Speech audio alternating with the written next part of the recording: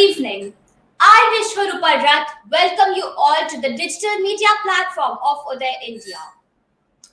Today, we discuss foreign policy under Modi vis-a-vis US and Russia since the war between Ukraine and Russia.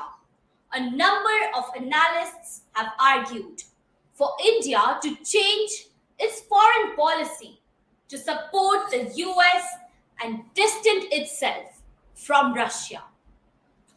Their justifications range from moral precepts to India's need for US assistance in keeping China in check in the Indo-Pacific area. They also make the distinctions between Russia's tight ties to China, and US's opposition to China and adherence to the adage that an enemy's enemy is a friend, which is why India needs to get closer to the US. They have criticized India's stance on not denouncing Russia and not participating in UN voting. However, their arguments ignore the facts on the ground, which force India, like all other nations, to follow a policy of a balanced approach in its strategic interests. It must be acknowledged that India requires cordial ties with both the nations. It needs Russian assistance in the Central Asian nations, and it now needs Russian gas and oil to meet its needs.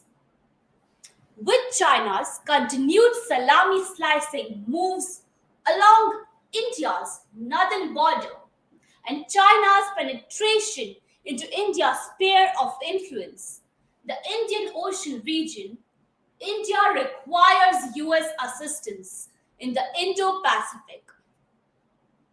India faces a number of geopolitical problems as a result of the growing US-Russian engagement on the Ukraine crisis. However, choosing one over the other in simple alignment is not the answer.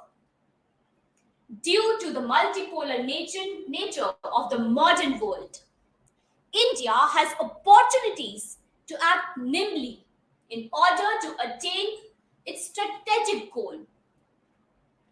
India benefits from not being constrained by military alliances. India must identify and take advantage of the contradictions produced by the international relations in order to further its national goals. In line with this, India has strengthened ties with the US, managed China, strengthened ties with the EU, reassured Russia, and is cooperating closely in key areas.